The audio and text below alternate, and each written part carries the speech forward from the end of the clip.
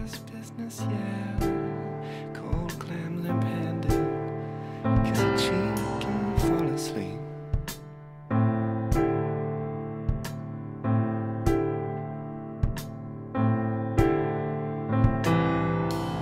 Shouldn't this feel good? You have no need. You threw it away with all your weight. Mine still. Well, it was in my childhood days.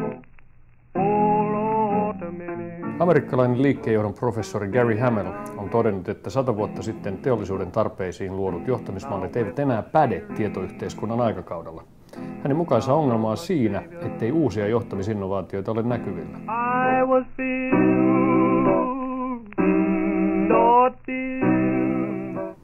Yksi syyllinen tähän saattaa löytyä johtamistutkimuksesta, joka on ollut 100 vuotta yksilöön keskittyvää ja suuriin johtajiin. Oh Lord, I'm memories, they linger still. Kriittinen johtajuustutkimus kuitenkin osoittaa, ettei yhden ainoan ihmisen toiminta ole tieteellisesti pätevä selitys yrityksen menestykselle tai menestymättömyydelle.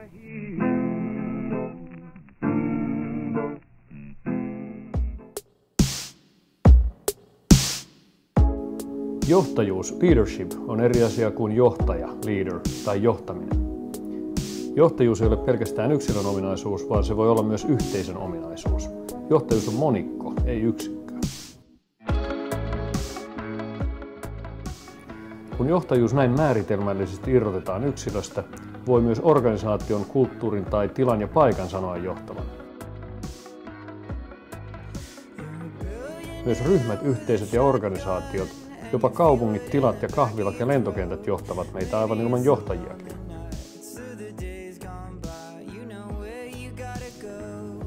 Liikennekin ohjaa kulkijaansa.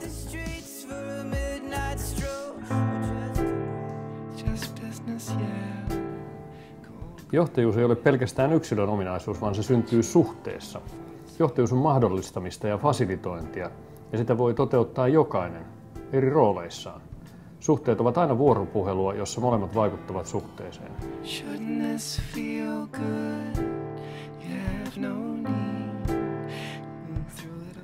Kun asiaa katsoo filosofisesti, kiinnittää huomiota johtajuuden olemukseen. Mitä on johtajuus? Johtajuuden olemusta voi verrata rakkauteen. Anna minulle kilo rakkautta. Anna minulle kilo johtajuutta. Se on mahdotonta. Miksi? Koska johtajuuden olemus ei ole fysikaalinen ilmiö tai esine, vaan sosiaalisesti luotu tarina, konstruktio, joka siis syntyy suhteessa johonkin. Siksi siitä on erilaisia kokemuksia, tarinoita, käsityksiä ja uskomuksia.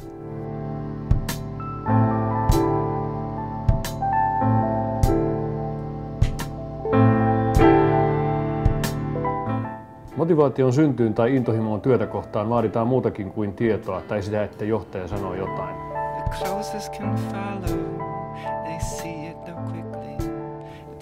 Johtajuutta on tutkittu 100 vuotta rationaalisena, kognitiivisena tapahtumana. Ihminen on kuitenkin holistinen kokonaisuus, tunteva, kokeva ja kehollinen, ja siksi myös johtajuus on kehollinen tapahtuma.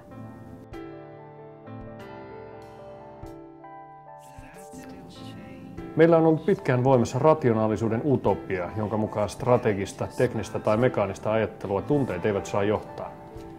Emootiot ja kehollisuus tuovat mukaan kuitenkin vuorovaikutuksen ja sen mukana hallitsemattomuuden, epävarmuuden ja ennustamattomuuden. Nämä inhimilliset ominaisuudet ovat tietysti ristiriidassa nykyaikaisen liikkeenjohdon kanssa, joka pyrkii kontrolliin, hallintaan ja ennustettavuuteen.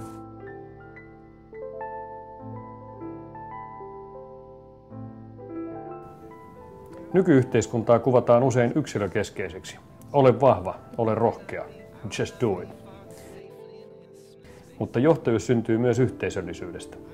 Uusi yhteisöllinen kulttuuri syntyy, kun ihminen pyrkii luomaan yhteisöjä omaehtoisesti, omista tarpeistaan ja lähtökohdistaan.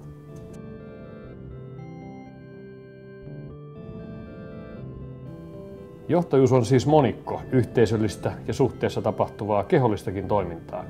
Mitä tämä tarkoittaa rekrytoinnille? Ensinnäkin se haastaa perinteisen yksilökeskeisen arvioinnin. Yhteisöjen merkitys on korostunut viime aikoina. Ymmärtävätkö tulevat esimiehet ja johtajat, että johtajuus tehdään yhdessä? Toiseksi, ei voi sanoa millaista on tulevaisuuden johtajuus, vaan voi sanoa millaisia uskomuksia projisoimme ja heijastamme tulevaisuuteen. Rekrytointi luo johtajuutta ja tulevaisuutta. Kolmanneksi, culture eats strategy for breakfast, sanotaan. Samoin voi sanoa culture eats leaders for breakfast. Johtajuus on kulttuurillista. Se on jo siellä organisaatiossa ennen uusia rekrytointejakin. Enemmän on vaikutusta sillä, millaiseen kulttuuriin uudet johtajat tulevat, kuin sillä, mitä heidän kuvitellaan tekevän.